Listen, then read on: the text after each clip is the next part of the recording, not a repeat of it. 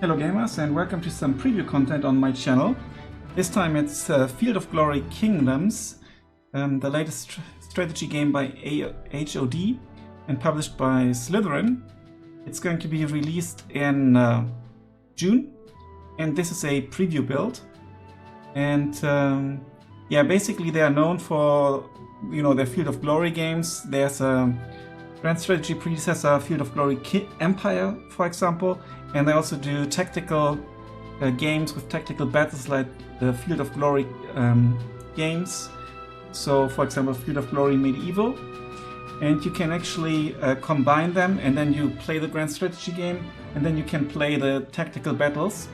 Right now I don't have the Field of Glory Medieval game, but I will change that for the next preview video. I'm totally new to the series, so I will start with the tutorial in this video, and the preview version also includes 2 scenarios, so it doesn't include the grand campaign, I can't show that, but there is 2 smaller campaigns. So the large grand campaign will span 220 years and 3 continents, and here are now 2 smaller campaigns available. The Angevin campaign, where you play as England, France, or the Holy Roman Empire, and they battle for supremacy in Western Europe. And the other one is the Cid campaign on the Iberian Peninsula. And then Christians and Muslims, fight for control of Spain. And there's also Cid included. And the tutorial is, according to the press release, it's not final quality yet, but it's available to play. So I'm obviously going to start with that. And in Field of Glory Kingdoms, the action begins in 1054 AD, just after the Great Schism, and encompasses more than 2 centuries. And it's in Europe, Africa, and the Middle East. And some sound and music files are still missing, some texts are not necessarily final, and there's currently no localization. So I play with the English version anyway, but there will be localization to French, German, and Spanish. And the Gold Master is about 6 weeks away, which also means the major features are already included in the game. So maybe some information for you, what's new in Kingdoms as opposed to Field of Glory Empires. There's Authority and Disorder, one of the series' best, I'm just quoting from the press release here, one of the series' best loved features is its mechanisms to prevent late-stage snowballing, where the most powerful empires simply cannot be caught. The tension between grabbing more territory to increase the power of your dynasty and the stretching of the authority needed to control such lands is one of the most fundamental decisions you will need to make in the game. In Dynasty, with a 220-year main campaign, you are not playing as one single character from start to finish, but rather as a dynasty, so pretty much like in Crusader Kings. This comes with a family tree of relatives who will need to be married off, bought off, sent off to war, or even killed off. Religion, a major factor to be managed in-game. The tension between Christians, Jews, and Muslims will inevitably lead to conflict. Tensions will always be high with a neighbor of a different religion, but subduing conquered lands of a different religion will be very difficult. Crusades and Crusaders, Jihad, and the papacy will all have a part to play, as will tensions between different denominations of the same religion. Then there are population classes. Administer your population from the lowest peasants to the prestigious, powerful, and troublesome nobles. The social ladder is difficult to climb, and your ability in keeping social classes under control is paramount to success. And finally, buildings. There's a new building system that allows you to pick a specific building to build at the cost of precious authority points. And then I've got some figures here as well. I just need to tap out. And I think it turns black when I tap out. Okay, no, it did not. Good. It did. Okay. There will be, and there are 375 factions, 325 units, 600 buildings, 14 religions and heresies, and 90 cultural traits that are all new. Okay. Yeah, tapping out of the game is something the game doesn't like, so I'll just quickly restart. Okay, I actually didn't have to restart, I could just click in. What I really like about the game already is the artwork. So there will be multiplayer here as well. Welcome to multiplayer. Multiplayer works using a server to store each turn of the game. You can issue challenges and opponents will accept your challenge. You will see the outcome of the previous turn and then you will be able to take as much time as you need choosing your tactics. Yeah, and then you need to log into your Slitherine account, which I could now, but I won't, because I won't show the multiplayer. There's a load, I haven't saved anything yet. Here we can change the language. So as I've mentioned, there are all the languages. Maybe it already works a bit. No.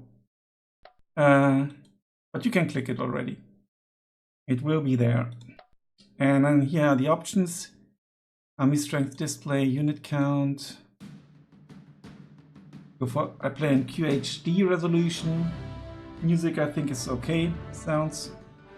AI difficulty balanced. Don't know what the difficulty settings change. Show ally battles, we don't need that. Tips, review, tips and tutorials, cool. Okay, then let's jump right into the scenarios. Once you have made a choice, you will be moved to the scenario screen. Okay, so we've got the tutorial, we've got the El-Cid campaign, and we've got the fall of the Angevins. But this is a 10-year campaign, and this is a bit more. This is like a 29-year campaign, and the tutorial, I don't know actually. Tutorial scenario where you'll learn the main features of the game: moving and fighting, regional development, trading, religion, authority, and dynasties. So I'm going to do that because I think, if I understand the press release correctly, something like authority and disorder is new anyway, so it's probably interesting for everyone, and you also see the game, and I need to learn it anyway. You'll play as Leon in the faction lobby. Click on the green button at the bottom right of your screen. Here I can change the difficulty, it's really cool faces. Suicidal, no thank you. We just go for balanced. My guess is it's going to be hard enough for me as a beginner. I like it when loading screens have tutorial tips. For quick access to the dynasty screen, use Ctrl N. Alternatively, press N to open the national panel. Really great artwork.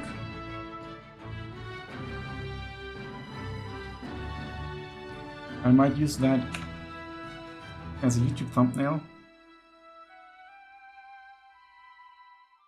This is the faction screen. Take your time to browse the list of playable nations to your left.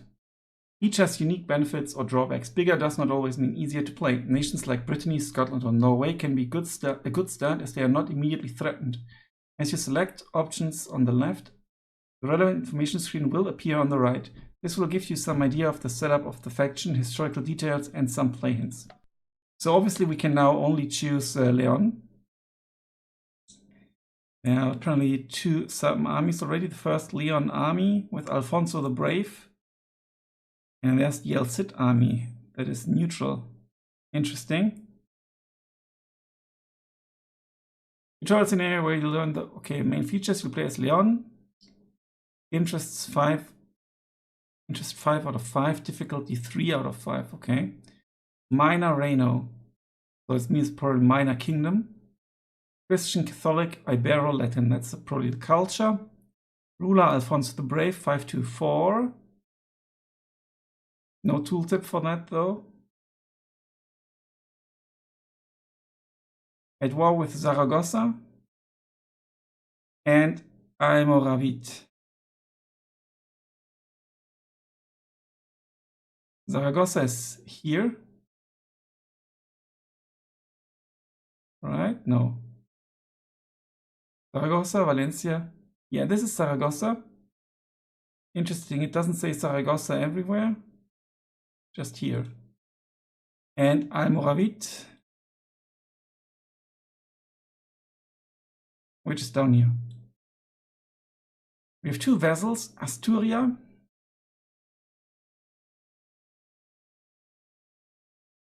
And Najera.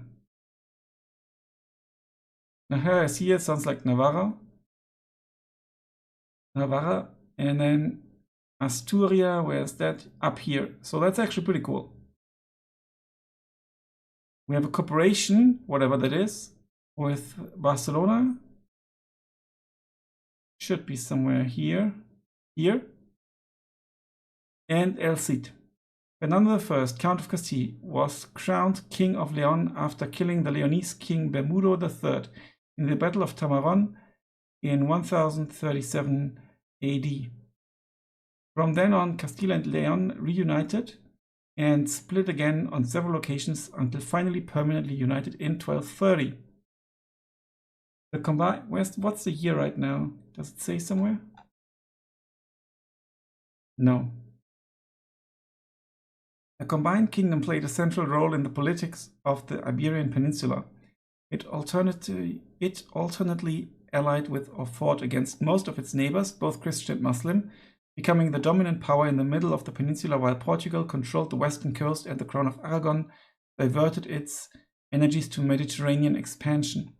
The conquest of Toledo by Castile in 1085 AD provoked the arrival of the Almoravids in the Iberian Peninsula, who achieved several important victories against them, but never managed to recover Toledo. The Almoravids, that's here, okay. The Almoravids were replaced by the Almohads from 1146, who after some early victories were crushed by the combined armies of Castile, Aragon and Navarre at the Battle of Las Navas de Tolosa in 1212 AD, a blow they would never recover from. Within a few years, Castile overran the emirates of Córdoba, Jaén, and Seville. Portugal conquered the Algarve, reducing Muslim territories in Spain to just the Kingdom of Granada in the extreme south. Gameplay. To begin with, it is crucial to ensure that your treasury is not losing an excessive amount of money, as this can severely limit your options.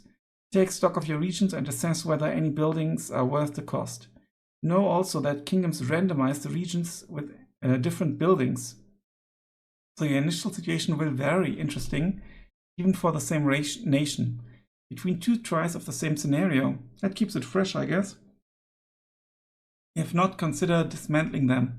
If you're not under but it's a bit stupid that they place buildings that are not worth it. Weird. If you're not under immediate threat and have exceeded your retinue allowance, units with much reduced upkeep costs, it may be necessary to disband some units. As a temporary measure, selling regional decisions can also help. Once your finances are in order, focus on increasing your income. Next, prioritize stabilizing your authority. If it is in a negative, consider appointing peers of the realm as province governors, sharing regions through diplomacy, or with the use of regional decisions. Bear in mind that authority is challenging to gain and easy to lose, so consider constructing structures that improve it.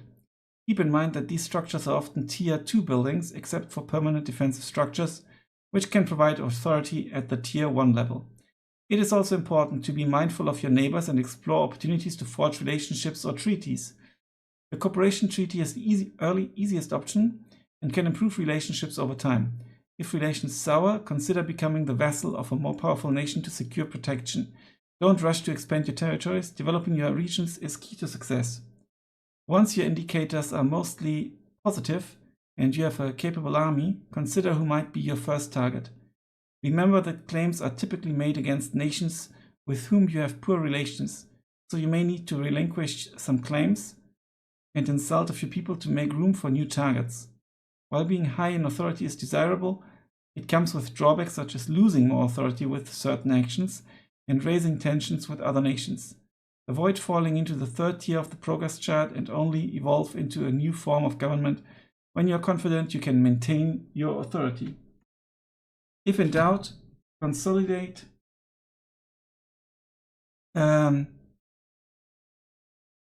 gains and proceed with caution. While fortune may favor the bold, it also rewards the prepared. Modifiers, we've got Reconquista. Gaining a Muslim region in Spain grants authority contrary to other nations. The Christian nations in Spain get a special building, the Fuero, a settlement appearing on Spanish-conquered lands. Also the chance to get a decision to gain the support of knightly orders, Iberian orders and Templars specifically, is increased. Cazorla and Almizra. Each Spanish Christian nation gets a boost in relationships at regular intervals. While there's at least one Muslim nation in the peninsula, interesting, historically several treaties were signed to identify zones of influence and conquest during the Reconquista, in order to reduce frictions and internecine struggles with varying degrees of success. AGEOD. AGEOD, an ambiguous personality who alternatively fought for different Christian kings and Muslim emirs, embodies quite well the mosaic nature of the Reconquista, partly a religious crusade and partly a long series of alliances and betrayals among Christians and Muslims. Christian nations in Spain will gain at regular intervals the decision diplomatic intrigue, which will allow one of these two effects. One, broker peace or increase relationships with the target nation and a third-party nation. Or two, degrade the relationship of the target nation with one of its neighbors. Interesting. Okay, here we go. High national authority and high regional stewardship will improve regional loyalty by increasing the base loyalty. Piety can also achieve this, but works differently. Balancing these factors is generally advisable. Okay, this is what I already read.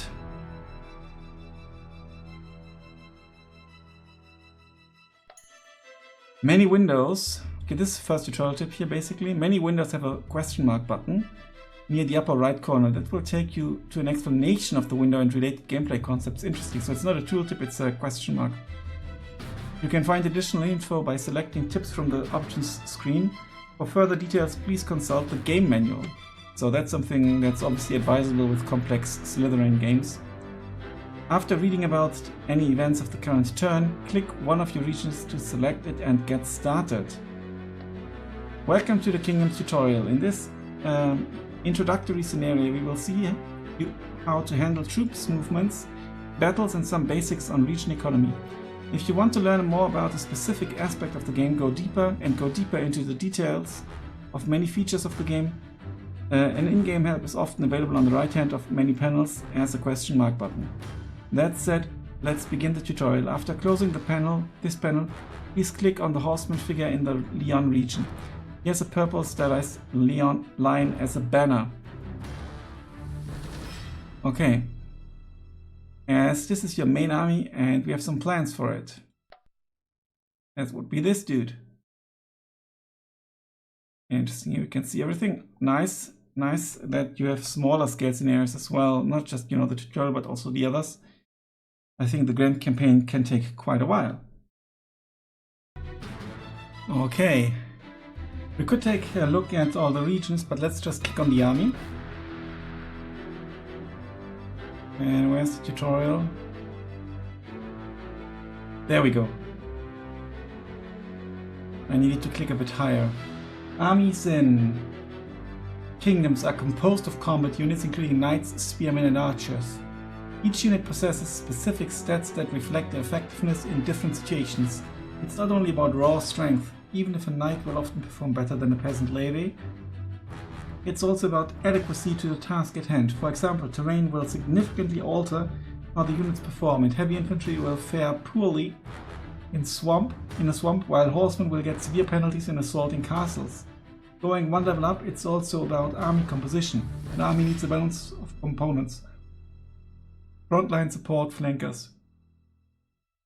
To perform well. Now please click on the turban-wearing spearman in Porto. Portugal on the far left of the map. His coat of arms is, this one. Okay, we can see him. Let's click on him. This small Muslim army, comprising of 6 units, lacks an optimal composition. It may be due to recent recruitment or perhaps it has endured battle losses. The army consists of 4 spearmen. Also, the number of troops is actually quite nice, actually. As frontline units, and 2 cavalry units, which, though also frontline, can attack on the flanks. There are 2 main issues. Firstly, the absence of support units means the frontline lacks combat bonuses from units positioned behind them. Aha, so you even get combat bonuses. Mastering this aspect of army composition is crucial. Secondly, being a small force, it does not occupy the entire battlefield. The battle width or frontage varies with terrain and due to its size. The army lacks flanks, consequently the cavalry, typically flankers, must assume standard positions. Adding archers skirmishers for support and peasants to fill up the ranks would be a major help to this force. Please click again on your own army. Army composition is very important, as you now understand. As such, armies should be tailored for their goal. Strong armies to defeat the enemy, the main enemy forces, fast armies of cavalry for raiding, and smaller detachments for garrisons, etc. There are several possible orders your armies can follow: movement, raiding, or assaulting, but one which is very common is splitting and merging armies, so you can tailor your armies to their task by altering their size and composition. This is what we will do now by detaching a few units from our main army, so that our capital region still gets some defense, even when our main army goes campaigning. Please do a right click on any of the numerous peasant unit cards in the 2 units columns on the right, you see. So slingers, spearmen, there's the peasant militia. Let's right click. Performing a right click will select all units within a pile of units. Okay, they're all marked golden, basically, which is why a full stack of peasants, 8 units, is now selected, highlighted with the gold frame. Let's add 2 units of slingers, which are support units. To do this, please left click on 2 slingers of your choice, 3rd column, 1, 2, so that we have 10 units in the selection. This small force will be our garrison in Leon. Next, we'll detach it by doing a click on the split button. Please do so now. Note, it's always possible to move the tutorial window by grabbing its front image. Cool. Nice. Okay, where's the split button? Split. As you can see, this action has created a second army consisting of the units previously selected. You can alternately select the first or second army by clicking on the respective tabs. I see, here. That's pretty cool. To learn more about armies, click on the question mark button in the unit panel, which is here. Do not hesitate to try some manipulations by yourself until you get the hang of the system. Once done, let's direct your army towards the Toledo region. Be sure to have our main army, led by the king, comprised of knights and many other units, selected, and then right click on the region a bit south of ours, where you see another army with a red, green and green standard. This is El Cid, encamped with his army. Okay, first of all,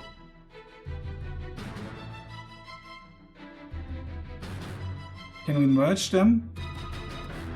I want to try merge. So let's maybe just merge 2 peasants into an existing group, and that would be this one. Okay, they've moved to here. So let's now click once right here, we select all of them, and let's merge them into this group. And they are back again, I think. 1, 2, 3, 4, 5, 6, 7, 8. Good. Let's also click the question mark. Okay, unit panel. The unit panel provides you information about the army or navy, its leadership, supply situation, and allows you to carry out actions or give specific orders. On the left-hand side, if the unit has a current move order, this will be shown, and below this you will see the leader, if any. Placing your mouse over this icon will tell you the attack and defense statistics. Wait, placing your mouse on the left-hand side, the unit has a current... Oh, if the unit has a current... Okay, we don't have one. You will see the leader, if any. This is this one. Placing your mouse over this icon will tell you the attack and defense statistics. Offensive rating 0, defense rating 1. Well, that's for the leader, I guess. You can change the leader of your army by clicking his portrait. Okay, I can change it. For example, to Fernando de Pasan. He might be better. Beneath this you have information on the combined combat power. This one. Of all the units in the army group, the current supply situation, food usage here. This is green if the unit has enough supply, yellow if it has some but enough, and red if it's out of supply. So this is basically like in the army, you know, your ammo status is green, yellow, red. And the movement speed of the stack, this is the movement value of the slowest unit, 4. The main part of the screen will show the units that are in the army. These are organized roughly by unit type and will show their current experience level, number of stars, interesting. Do I see stars here? I don't see any stars.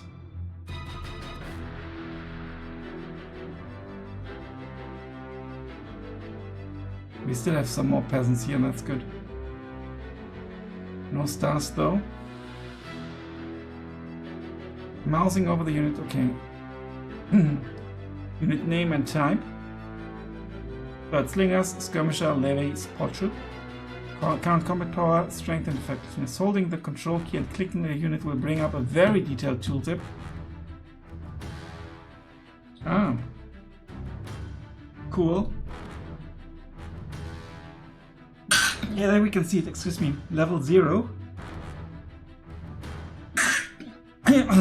Excuse me. Food usage, upkeep, manpower, and so on. Good skirmisher. Fantastic. Moving armies. We will do that in a moment. Army orders is these. Combat power. Combat power and unit efficiency in battle. Combat power is an abstract number that gives you an estimation of your army strength, but it's not actually used in battle. You can rely on it, just not too much. It won't vary depending on your actions, despite the fact that using knights as assault to assault a city is very bad. A very bad idea, for example. You'll need to check the details of the unit to get a more precise estimate of what your units can do. The combat engine will try to use the most suitable units if you order an assault on a besieged fortress or town. Supply, we've got food, ships. Okay. Forestry land, nice. Unit types, levies, military expertise, and so on. I won't read through that right now, we don't need it right now. So we'll skip that for now, but we know it's here.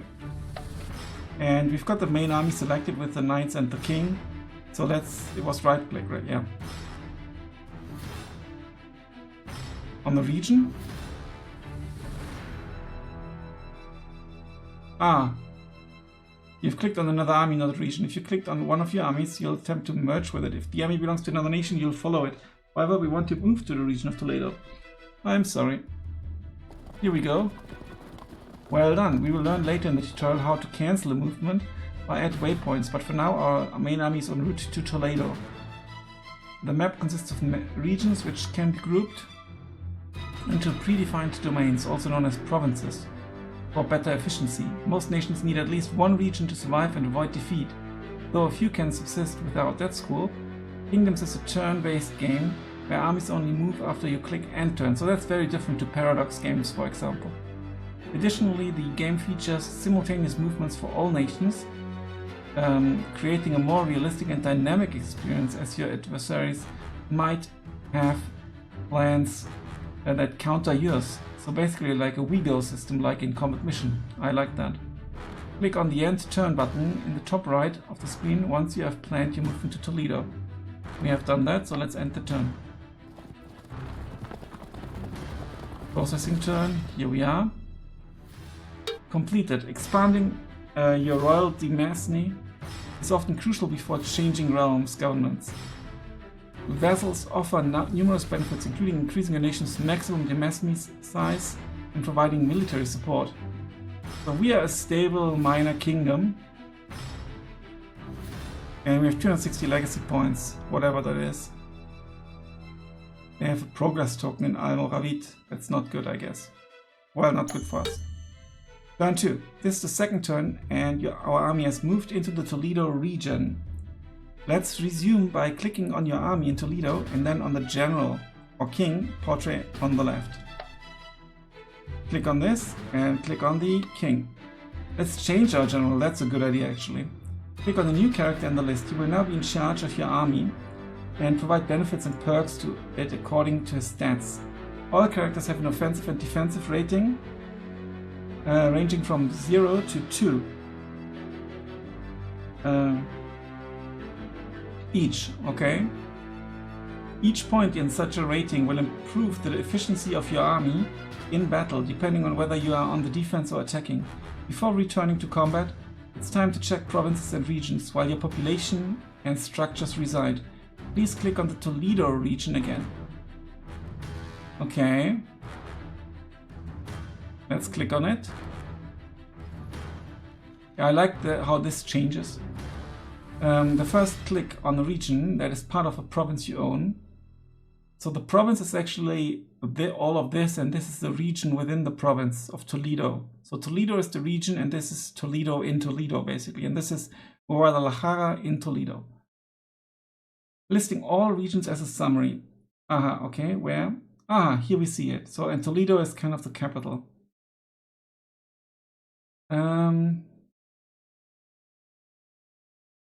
This is convenient for a quick view or to ask the AI to handle the entire province, also called domains, for you. Provinces domains are handy, not only to get a summary of what is happening in several regions at once, but also once you start to have a large nation, to delegate management to the AI. I see that might actually be important. Provinces or domains also allow the naming of a character in charge, providing bonuses for more details and control. Oh, I've forgotten to change our dude. And you can manage your regions one by one. Click again on the map on Toledo so that the province panel switches to the region of Toledo. So now we switch to this particular province, to this region. The region is where your population resides. This is like in Victoria, basically, or Imperator Rome. I like that. Jewish, Muslim, Christian, and so on. The region is where your population resides. It's segmented into population communities, which are defined by their social class, religion, and culture. Each population community has an unrest value, which is low if it aligns with your religion and culture. Okay. This unrest value is 8, and a Christian has an unrest value of 4, and the Muslim of 8 as well. And high if it follows a different religion or is heretical. This unrest value contributes to a regional loyalty rating. This one. Which can trigger revolts if it falls below 50. It is below 50. They can be assigned to different tasks to alter the production of the region. Village roads, logging camp, cannery, traders borough. Let's do that by moving some population from agriculture infrastructure until you reach at least 15 infrastructure points. Click on a population in agriculture.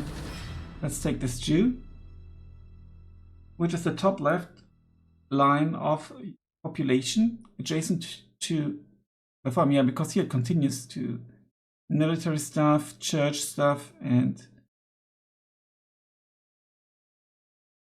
domain court. Interesting.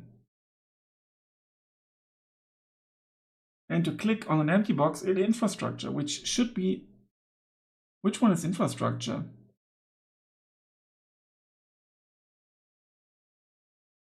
Click for more details. Village roads, that must be it. Because we need to improve it to 15 and it's currently, I don't know what it is actually. Infrastructure, oh, it's 5 at the moment, okay. See how this alters production. Okay, let's move him here. We get 5 infrastructure and we lose some food. How much food do we lose? 5 as well, okay. You can move several population units at the same time if you don't select the rightmost population. Yeah, we can just click here. And it also shows us how much we lose. That's cool. -5 here.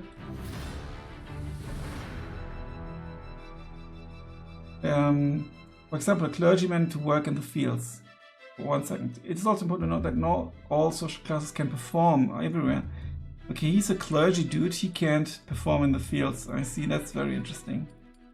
He could work infrastructure, but he's much better working here. Clergy are important for generating... Wait, free men are the most versatile, as they can work in the first 3 tasks.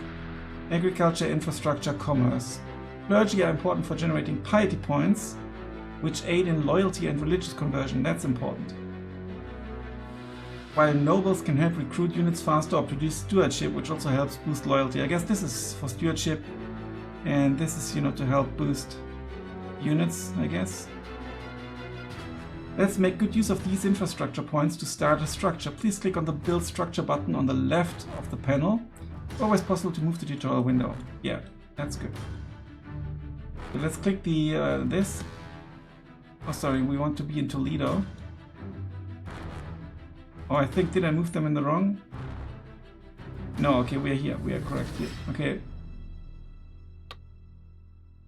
Now we need to move it. Structures play a crucial role in regional development. Similar to tasks that are attributed to the population, they are categorized into 6 broad categories. Although they can provide dozens of different effects, at the most basic level they can enhance the production of regional resources like food, infrastructure, or piety. However, as you'll discover throughout your gameplay, there's much more to explore. To initiate a building project, you must first select one of the 6 proposals presented. This is a unique aspect of Kingdoms. You won't be able to choose a building systematically, but instead will receive several proposals. Interesting. It will mean adapting your strategy, and as such, not all regions will develop in the exact same manner. The duration required to complete a building depends on the net infrastructure points you have generated. Now please click on one of the choices to begin constructing a building. So we could go for a pigsty. It requires 1 infrastructure upkeep. We get food and money. We could go for a well, which increases health and infrastructure and siege resist, and another health bonus for pure water. We could go for the delicacy shop, but we are missing money from exotic fruits and honey and wax. We could go for a levy camp, level 1. I guess there's also a maximum building slot here. Needs flex trading required, that's bad. We could go for a priest parsonage. Missing bonus from piety, okay. Or we could go for a hamlet. Infrastructure reduced, money reduced, but we get 4 manpower. It needs legumes, trading required. I think I'll go for the well. Health, infrastructure, and siege resist sounds good. Green buildings fall under agricultural category and often aid in population growth. Pink buildings are part of infrastructure category and speed up construction. Health buildings, also in infrastructure, encourage growth in populous areas and help control epidemics. Gold buildings focus on commerce and workshops, boosting revenue and trade goods, which are essential for managing building costs and output. Red buildings are military, such as structures that improve regional defense and military unit production. Orange buildings are piety structures, generating piety like clergymen do, maintaining population loyalty and countering heresy. Blue buildings are stewardship structures that help maintain order by reducing loyalty penalties due to distance from the capital. So we have 3 categories each, so 6 categories, and we have 6 suggestions, so I guess 1 per category. If one of the building options appeal to you, you can issue, if none appeal to you, you can issue a regional edict instead. To do this, first click on the currently under construction structure to reopen it. Good. Okay, this is the one. Pick the building of your choice at a cost in national authority. Edicts are quite useful, allowing you to choose from a variety of structures to build. However, they do come with an authority cost, usually ranging from 1 to 3 points. How much authority do we have? 28, it's at the top right. Authority accumulates more slowly the more you have, so avoiding spending any authority is often not the best strategy, and it's certainly less enjoyable. With that in mind, please click on the wax seal button to open it. Here we go. The edict panel is straightforward. It's first lets you choose from one of 6 available building categories, and then within that category you can pick the specific structures you want to build. Not all options are available, but you can unlock more by meeting certain conditions. Usually the cheaper buildings are listed, and buildings that are uncommon or rare aren't shown. Starting a build with an edict means you still need to build it the usual way by accumulating infrastructure points. Please click on the building you would like to construct. I think I want to go for the beekeeper. Here we can go for the different categories, lots of options here. But we have bees, so I want to go for the beekeeper. We get honey, we can later build this delicacy building in the commerce. Where was it?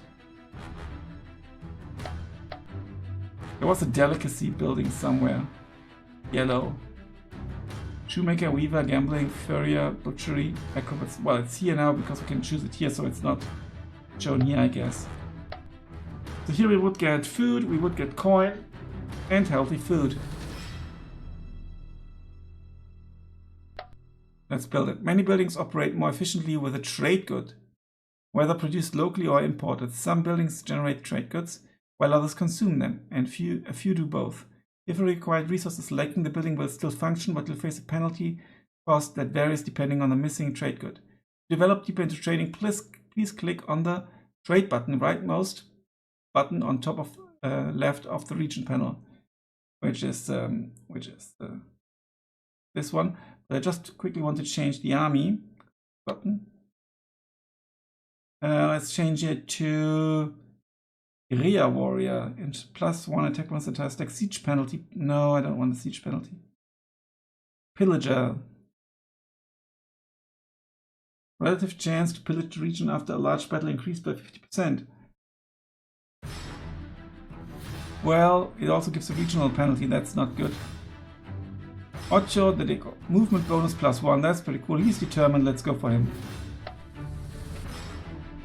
Now let's go to Toledo and go to the trade details. If you are governing a large developed country, trading might seem overwhelming, but the good news is that it's fully automated.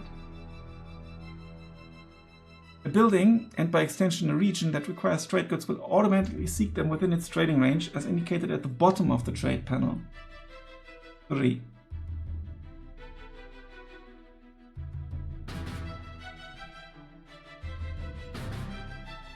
Trade is more likely between nations that have cooperation treaty or an alliance, as well as within your own regions.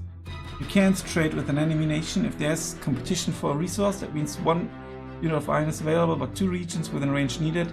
Then trade acumen, bottom of trade panel, this one, 7 here, plays a significant role in determining who secures the deal. Keep an eye on merchant republics. The trade good is consumed by one structure upon arrival but remains available for bonus uses. Explore this concept by clicking on the trader's borough in the region panel. Let me just quickly check. They have different acumens here, as you can see. This is also the most developed region, obviously. This one is quite nice as well. Trader Borough, this is this one. The Trader's Borough is a noteworthy building. It serves as a milestone building, unlocking the second half of the commerce tree. Each category has one such building.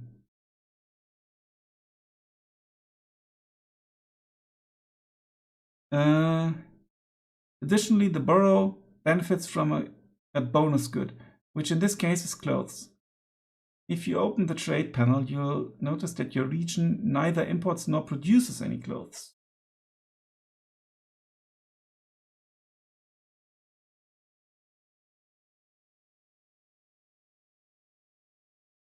Wait. The trader's person. Okay.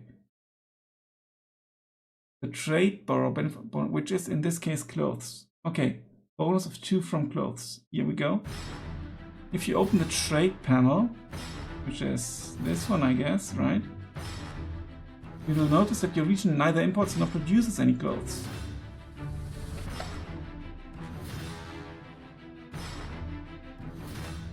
Yeah, that's actually true. Interesting. Intriguing, isn't it? Yes, it's very intriguing. Bonus goods can actually be sourced from your own region or any adjacent regions, unless they are enemy territories. These goods aren't consumed, they simply serve as a bonus to enhance your production.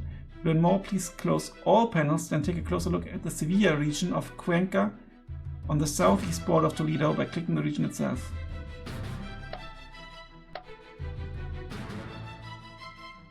Cuenca, here we go. As you see, there's a spinning mill Here it is. In Cuenca, the fate of the cloth produced there. Click on it, please.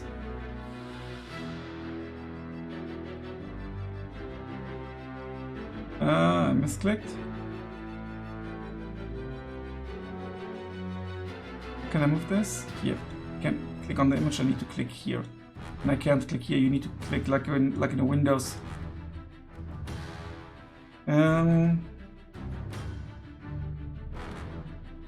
As you can see, a spinning mill. The fate of the cloth produced here doesn't affect the bonus good cloth. Cloth serves as a valid resource for all structures that use it as a bonus good, both in Cuenca and all adjacent regions, including Toledo. I guess only because we're not at war, right? This is cloth. Where does it say bonus?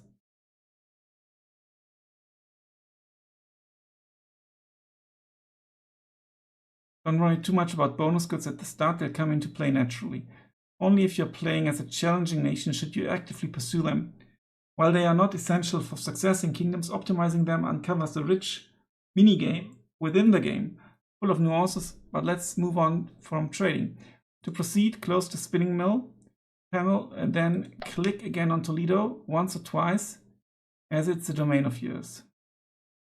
And then on the unit queue button in the middle of the upper region, left region panel. 1, 2. Wait, where? There's lots to click here as well. What to see? Click the unit queue.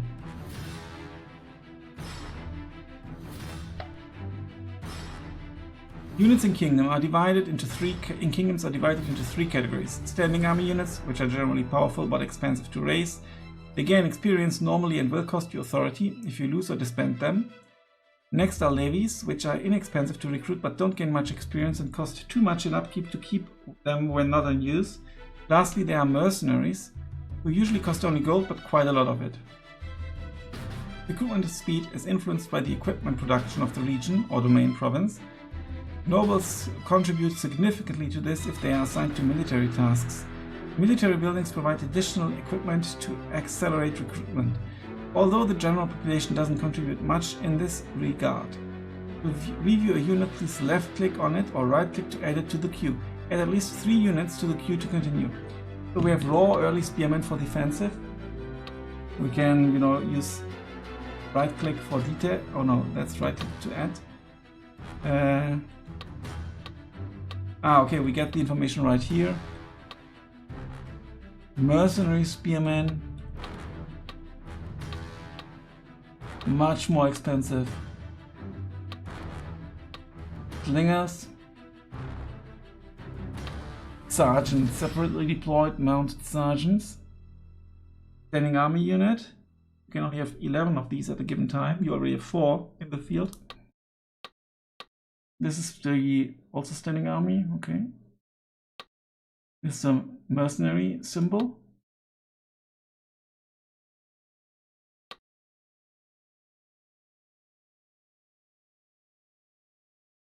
Knights and sergeants. Heavy cavalry. Yeah, let's go for heavy cavalry.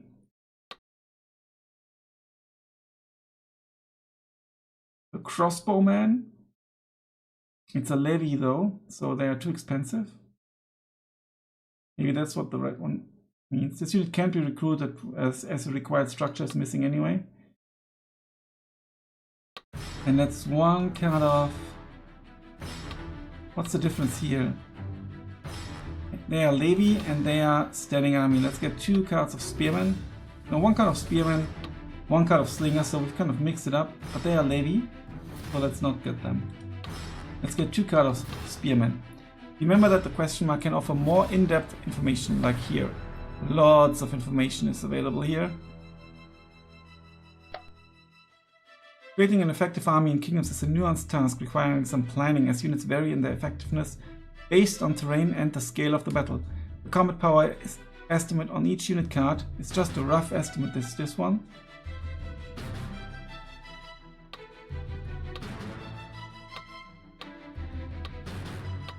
Not too much difference between these two. Spearmen may be effective against cavalry charge on open ground, but they'll struggle against even light woodsmen in a forest setting. We'll go into more detail about this during our first battle, but let's resume our military campaign. Select and then move your army to Tudela, 2 regions northeast of Toledo, by doing a right click to the region proper so we can confront the Taifa of Zaragoza. 1, 2, Toledo, here we go. Although the game usually finds the shortest route to your destination automatically, you can do much more. For example, you can define an alternate path, instruct the game to avoid sea routes, set up a patrol or round trip, intercept an army, or merge with another one of your armies. These are advanced commands, so it's best to learn them at your own pace by checking the corresponding entries in the in-game help button, which is here, and we've got here moving armies. Yeah.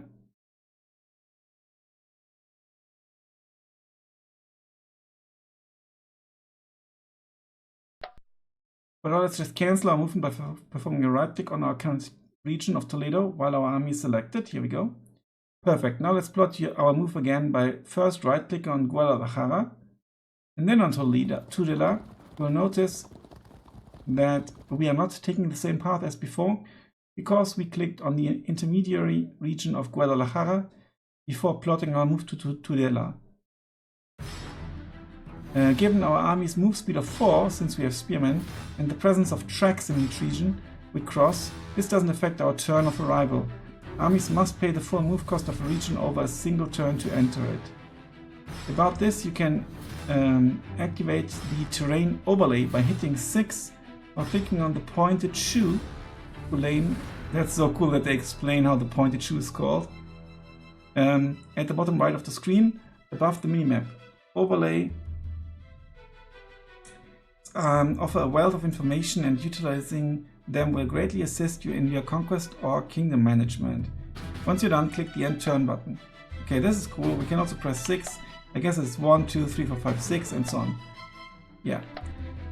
So we need to go to Tudela actually. Here we go. And I'm going to save now and I will continue. I need to look after the baby, so thanks. See you in a bit. I will just continue right here.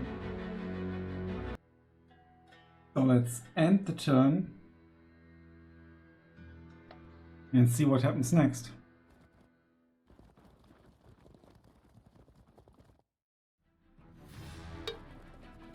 High National Authority. There's slightly Leon, Stable Minor Rio. They have tokens, progress tokens, for whatever reason. They've lost one here.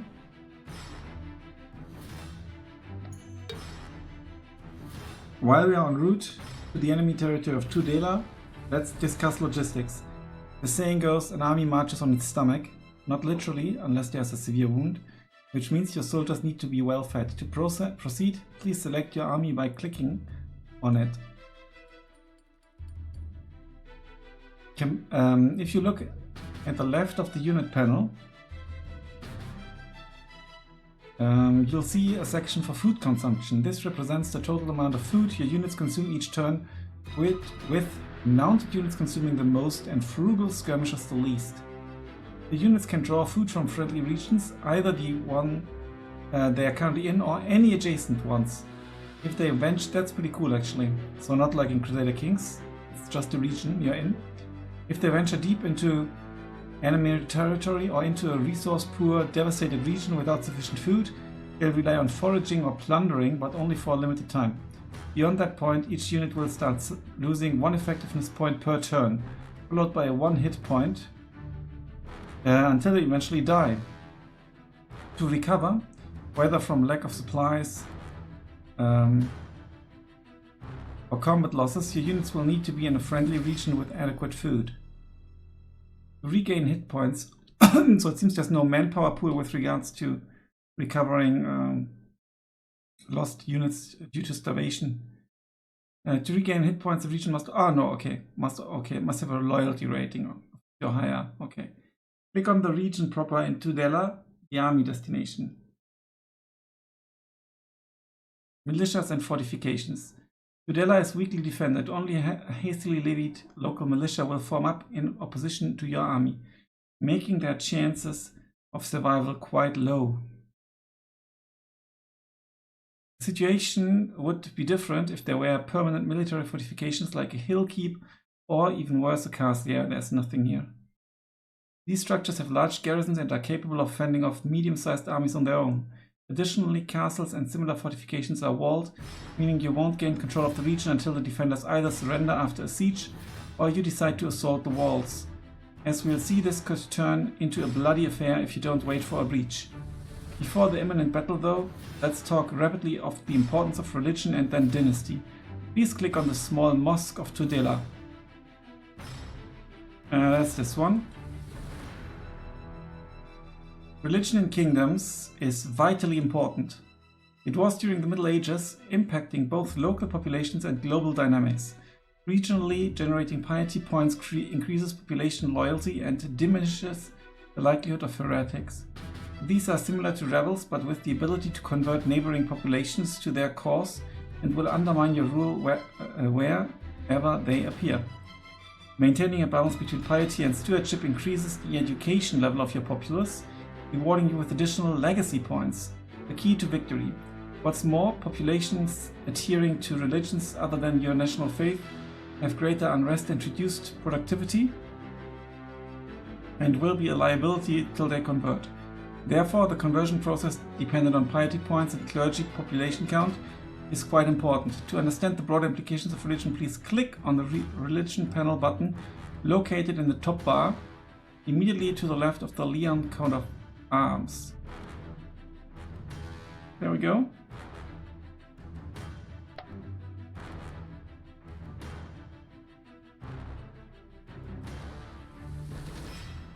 Tensions often arose between Christian and Muslims, and conflicts of harassment aimed at pagans or Jews were also common during this period. Nations of differing religions will over time experience progressively degraded relations, unless they form a treaty to maintain a mutual understanding. In the absence of such treaties, a holy war such as the Crusades or Jihad may occur. These wars frequently target the conquest of one of the 5 holy cities: Rome, Constantinople, Jerusalem, Mecca, or Medina. Participation in a holy war, they're also shown here on the map. Participation and who holds them, I guess. Participation in a holy war offers benefits like extra authority gain and automatic passage rights with fellow participants, but it can also entangle you in a costly and protracted conflict. The Crusades, in addition, introduce specific elements such as new Crusader factions, which are intensely focused on their goals. Please click on the National Panel button in the top bar or hit N. National Panel, this one.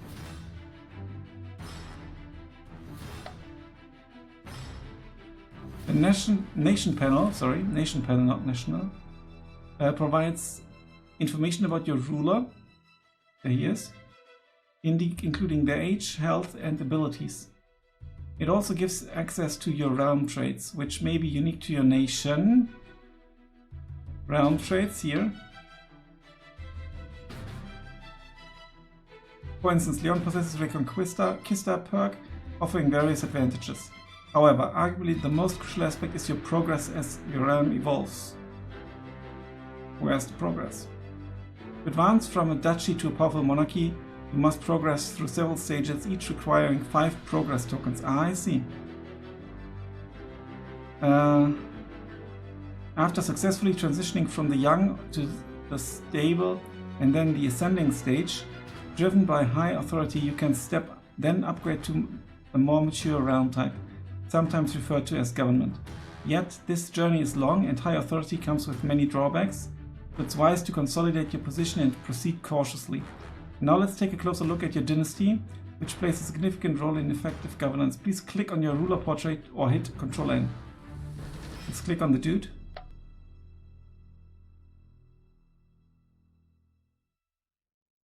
Your dynasty is crucial to your success. Your ruler significantly influences your realm, to the extent that sometimes it's better for them to have an accident.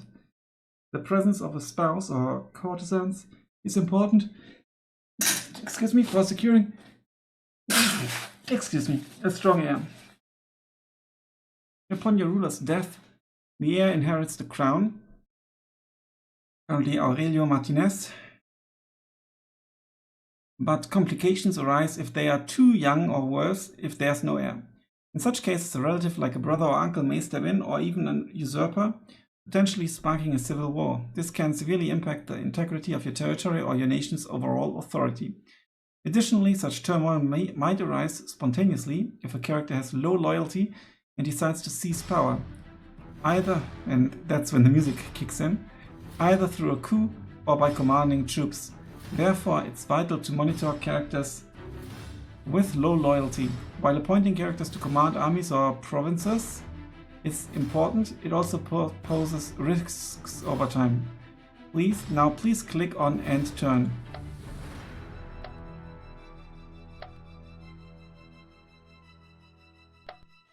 Yeah, this is taking us quite some time here to get there. Here we go.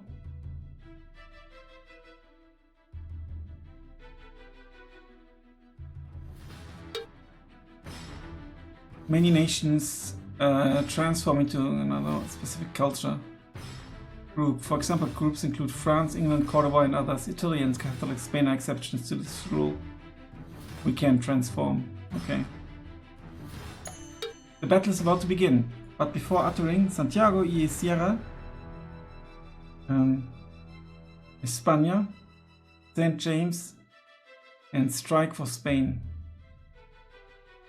Please click on the region of Tudela. With the region panel for Tudela selected, hover over the terrain icon, which is this one, I guess. Yeah, which is displayed as a brown roundel with a 6 inscribed in it. The tooltip reveals several important features, so there are lots of tooltips everywhere. At least, not everywhere, but there are tooltips like here, everywhere, and so on.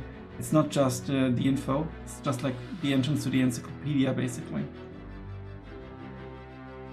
First, it's mountainous, which means it costs 6 movement points to enter unless there's a track, which would reduce the cost by 2.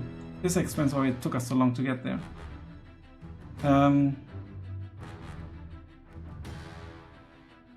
Second, a frontage of 6 is indicated. The frontage refers to the battle width. Only up to 6 units can engage each other in combat. Therefore, the few armed peasants units from Saragossa will face only 6 of your units in the upcoming battle, though that should be more than sufficient to defeat them. Last but not least, there's a I hope that's just, the front line. Last but not least, there's a defense rating of 2.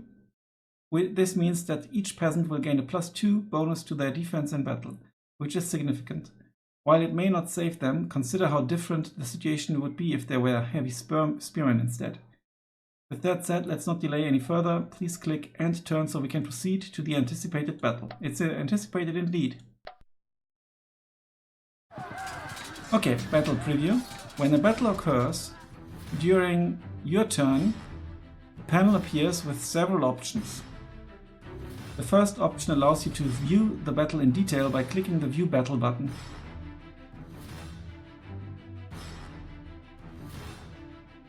This one. Second option lets you skip directly to the summary using the View Report, this one. Another choice is to manually play the battle if you have Field of Glory Medieval using Export Battle. I can't do that right now. For now, this feature only supports open field battles. Assaults on castles and sea battles are not available. Additionally, this option is limited to single player mode. That's interesting. Lastly, you can opt to skip, possibly because otherwise it would take ages. It's 8 players and then there's battling it out. Lastly, you can opt to skip the entire process and continue with turn processing. The battle outcome will be displayed in the message log, or you can click on the battle icon located in the region where the battle took place. For now, click on View Battle. Here we go. Battles take place on the grid resembling a checkerboard, where the raw combat value of each unit is just one of 3 factors that determine the outcome of each skirmish. These factors, combat value, leadership, and efficiency, each play a unique role in a duel, as units face off in one-on-one melee combat. Each factor operates differently from the other 2. In essence, poor leadership can can't be offset by sheer combat power. And even a skilled general can only do so much to compensate for low unit efficiency. Ideally, you'll want to optimize all three variables, but that's easier said than done. This is the triangle rule. Follow the tutorial more easily. Make sure the continuous play checkbox at the bottom is unchecked. It is unchecked. Then click on the large button featuring an arrow to advance to the ranged phase. So basically, we've got the kind of support units in the rear. Oh no, sorry. This is our first row with slingers. That's interesting. Why are they not in the second row? Okay, let's click the button and see what happens. Ranged phase. In the ranged phase, all units from both sides fire at enemy lines. While ranged units can't eliminate enemies, they can significantly weaken them, reducing their chances of success in the subsequent melee. Inexperienced ranged units tend to fire haphazardly, which is why you'll notice that some enemy units are targeted, per the orange reticle, by multiple units, while others escaped unscathed. Veteran ranged units are more skilled and tend to choose the most effective targets. Please click the play button, and then once all shots have been fired and the slingers have returned to friendly ranks, click again on it. The tutorial message will update when the first two melee units start the duel. Let's play. Okay, I see. Okay, now they move back. That's actually cool. I like that.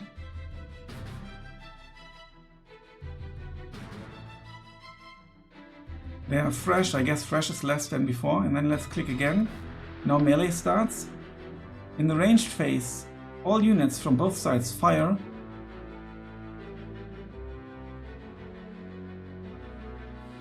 Okay, this is the... Okay, interesting. While ranged units can't okay, it's significantly weakened. Please click the play button. And then once again, the slingers have returned to friendly ranks. Click again on it. Okay, this is what will happen here.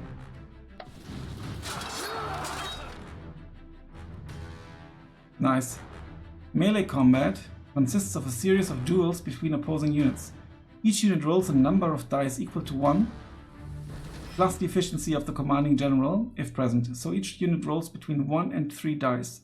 Only the highest die roll is kept, so we can roll twice because we've got a 1-1 general. Additionally, each die is re-rolled until its value is at least equal to the sum of the unit's experience, cool, and effectiveness. This die value is then added to the unit's combat value. If a unit is exhausted, meaning it has 0 effectiveness, its combat value is halved. The combat value also receives a bonus from the unit position behind it. Interesting.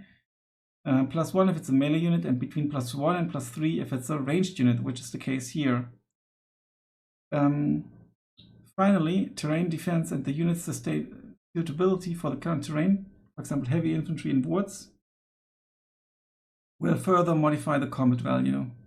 Click the play button to convenience until this message updates.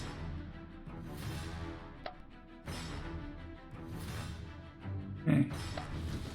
Now they fight. We roll on 11 and reroll 6 + 5. This is the dice roll. This is the rating, I guess. This is the dice roll. So 6 + 5 is 11. They've got 5 + 6 dice roll. They were quite lucky. Not lucky enough though. We have a combat rating of 6 and they have a combat rating of 3 + 2 terrain defense. This is cool.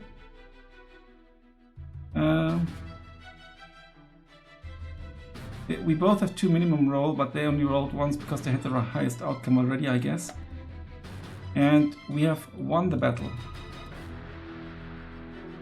In some instances, flanking attacks occur. This happens if one side has more troops or more cavalry than the other. In open terrain, cavalry units have special green squares reserved for them in the battlefield, making flanking maneuvers more a frequent occurrence. There's no green. It all looks green actually. There's no special green. The game will determine if there's a winner. If so, pursuit phase will ensue, inflicting additional losses to the defeated side. Well, they've all died already anyway, I think. Fast units and skirmishers are particularly effective in this phase against defeated troops. Take your time to observe the duels by clicking the play button at your convenience. Once you have enough, click the top right button to close the battle window. Let's take a look.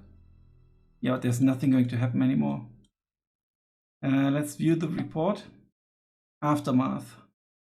This summary, okay, they lost some effectiveness, they took a hit. This summary allows you to review the battlefield losses and the current status of surviving units. Units gain experience each time they fight, even if they don't kill anyone. However, levies gain experience so slowly that it's often considered inefficient to maintain them during peacetime, as they cost half their initial value in upkeep each turn. Standing army units, sous, and mercenaries differ in that they gain experience quickly and can become formidable forces on the battlefield once they reach veteran status. Winning a battle can grant your nation additional authority and more. War score points, which are the currency used for negotiating peace terms. Some nations also receive extra perks from winning battles, such additional gold or even slaves or thralls for the Vikings. That's cool. Once you close the summary panel, the turn will automatically resume, processing all other orders and interactions on the map. Let's see what we'll do on the next turn. Okay, let's close this. Processing. Completed AI. Winning battles certainly helps win a war, but there may be times when it feels like time is against you or that a war is more costly than anticipated. This could be due to your enemy gaining allies, rising war weariness, weakening your grip on your population, or a dwindling royal treasury. As armies are more expensive to maintain when not stationed at home. Interesting, that's cool. To see what's happening in Tudela, please close this window and then click on the Tudela region. Let's click. As you may have noticed, Tudela now appears with stripes. No, I have not noticed. Featuring both. What? Featuring both your nation's color and the green of Zaragoza. This indicates that the region is under your military control. I guess there's a bug.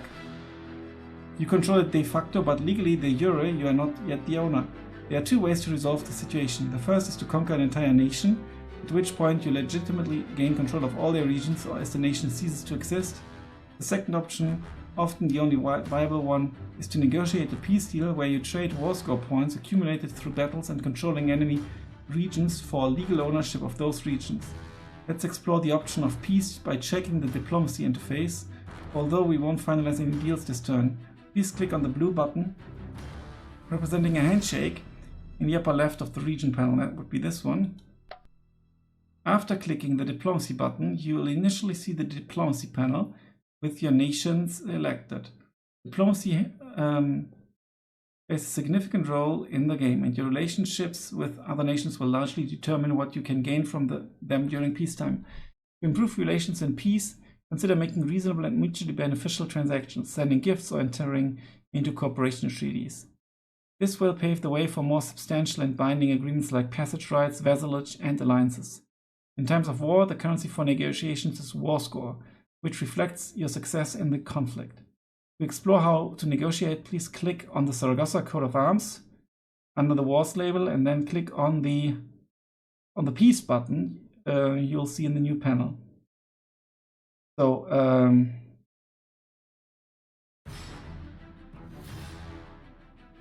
please click on the Zaragoza coat of arms. There we go. Oh, it's also here. Cool. After clicking on the diplomacy, you'll initially, okay. And then click on the peace button. That one. Peace negotiations are functions. Peace negotiation functions similarly to a transaction during peacetime. It's essentially a barter system where the victor uses war score points to gain concessions from the defeated. You can hover over the percentage change to understand the breakdown of the percentage. And use a question mark for more details on each possible clause. There's the chance. relationships, we can't afford losing another region. Despite some nations we appreciate, war duration, and so on and so forth. Here we get way more information as well, transaction clauses and so on. Two important points to consider when negotiating peace. First, any region you occupy but don't acquire in the peace deal will revert to its original owner. Second, leaving few war score points unspent on your side can generate goodwill, a few war score points, for future interactions. That said, we won't be making a peace deal today. To cancel the deal, close all diplomatic panels and discard changes, and then select Tudela again.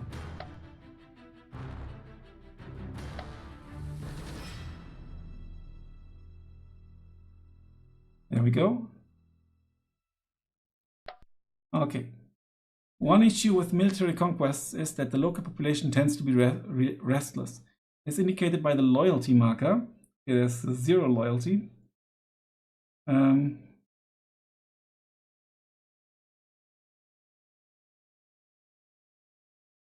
While you won't have to worry about revolts in this tutorial, it's something to plan for in a real game. The low loyalty is partly due to the war occupied modifier. Yeah, it's minus 40, I guess. Visible at the top right of the panel. Huh. Where? I think it's somewhere else. I think it must be the minus 40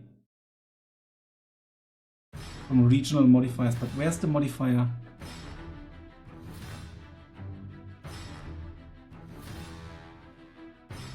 Top right of the panel.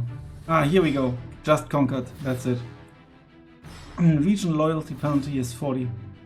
Over time you can improve loyalty by converting the population to your religion and culture, but this will require building piety and stewardship structures.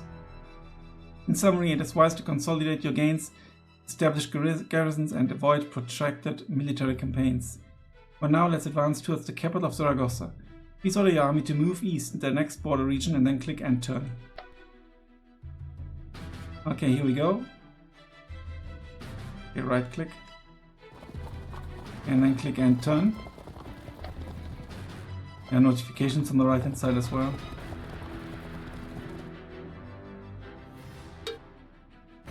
Okay.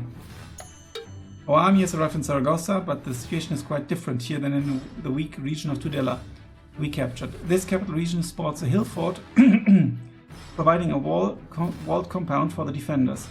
It means that even if you beat the field army of Zaragoza, and this, as this is the tutorial, they won't have any, that's kind, the defenders can still prevent the capture of the region by staying safe behind the walls. Let's see that in more detail. Please click on the region of Zaragoza. A mini panel pops up. You can move it around if needed. Here we go. Indicating that the region is under siege. It has important information with accompanying tooltips. That's actually true. Very good. I like that. Second, you'll see various modifiers affecting the siege resistance of the defenders. Depending on the values, a siege could be resolved quickly or take an extended period. Each turn, a siege can result in several different outcomes. Nothing happens, the defenders suffer attrition, a wall is breached, a wall is repaired, or the defenders surrender. But it's not all bad news for us. Even if our army isn't ideally suited for an effective siege, please click on your army in Zaragoza to delve deeper into the intricacies of siege warfare. Plus 19 siege should be quick, because of the high siege value and the leadership bonus. So we actually go up to 39 and they have 21. No, I don't know where the plus 19 comes from actually. It must be the siege value of attacking units and the subtracting the sum of siege resist of defending units. So that's the 19. The plus 19. Let's click on the army. Even if you had previous victories, your army may still have some weakened units. As mentioned earlier, to regain effectiveness, your troops need to be in a supplied area, and currently we are in an enemy territory. Tudela is not equipped to sustain us with limited food production. Regarding our army composition, well, we're in Zaragoza now. Regarding our army composition, knights and clumsy spearmen may not be the most efficient units for a siege, Ranged troops like archers and lighter infantry would be more effective. However, as we've noticed, it's not all doom and gloom. The enemy is under siege and will gradually weaken, especially as their food stockpile dwindles to zero, leading to starvation. With the region under occupation, its production is significantly reduced, so time could be on your side. That said, we've heard that AGEOD is willing to lend a hand. Let's click on End Turn and see what he has in mind. Yeah. Lots of information here, okay.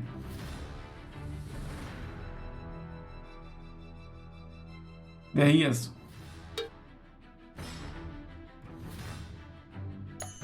AGEOD, or one of his lieutenants, has arrived before the walls of Zaragoza, complete with siege engines. Please click on the region of Zaragoza to see what's happening. The sun is born. The nation is in jubilation. That's really nice. Fantastic. We couldn't name him. That's interesting. Okay, let's click on his army. Oh no, let's click on the region, right? The fall of Zaragoza, 1 of 2. As you can see, our siege value has increased significantly, and unbreached walls 0 of 3. As you can see, the estimated duration of the siege has changed significantly. This is partly due to the siege, but I don't know where the plus 50 comes from, because it's 95 minus 12, right? Okay, it's limited to 50. This is partly due to the siege engines that AGEOD has brought. They offer substantial bonuses against walls, but are hard to acquire. Typically, you'll tip the scales with more common units like archers and light or medium infantry. Even peasants can be useful here. After all, the more hands you have, the quicker you can dig tunnels, fill moats or haul extra boulders. Makes sense. The siege mini panel now shows that all walls are breached. This is the perfect time to launch an assault. Please click on your army. Your army now has a much better chance of storming Zaragoza, as all the walls have been breached. A breach also provides a more modest defensive bonus for the besieged. Depending on the type of keep or castle, they can sustain varying numbers of breaches, offer a modest or large defensive bonus, and have a small or large frontage. Last but not least, and relevant to our situation, AGEOD's army might decide to join you in the upcoming battle. Be sure the assault button of your army is selected. That means highlighted. Click on it if need be, and then click End Turn. What button? Okay, this one presumably.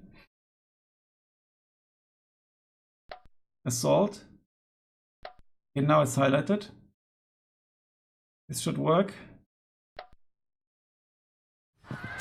Battle in Zaragoza. And we have 152 combat power, 24 attack. I think he might not be joining. Well, 24? No, he's not. And what now? View battle, right? Ranged phase. Let's just watch that unfold. Now melee comes in. 1-on-1. We have 10. Dice roll. Okay. 9-4. That's good for us.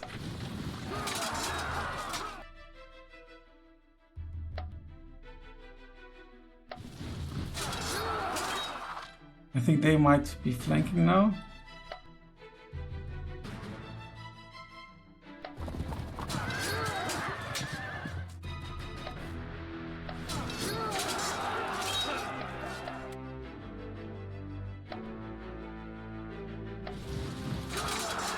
Good roll here.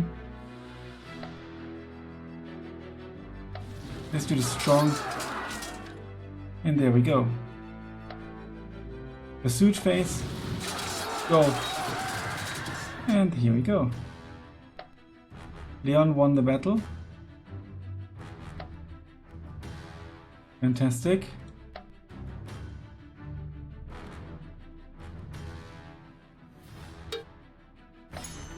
The end so far. Chances are very high that you succeeded in the assault. This concludes our tutorial, where you learned the basics of movement, combat and managing region's economy. However, there's much more to exploring kingdoms. We recommend trying your hand at the AGEOD scenario, which is modest in size and perfect for practicing a bit more before tackling the grand campaign. To get more in-depth information and tips, do not hesitate to consult the in-game help present on many panels. And then our very complete game manual. That's actually something I want to read before I show you more of the game. Yeah, that's early impressions. Game looks fun and interesting. Now if we were to go for diplomacy here, wars and Zaragoza, peace, could we make them a vassal? 9% chance.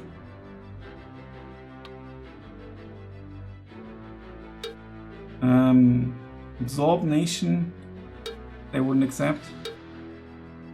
Seed region, let's say, what if we wanted Tudela?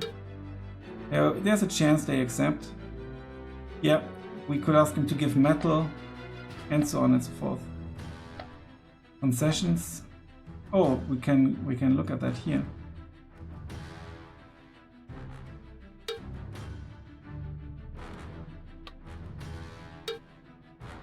Yeah, but that's it for this.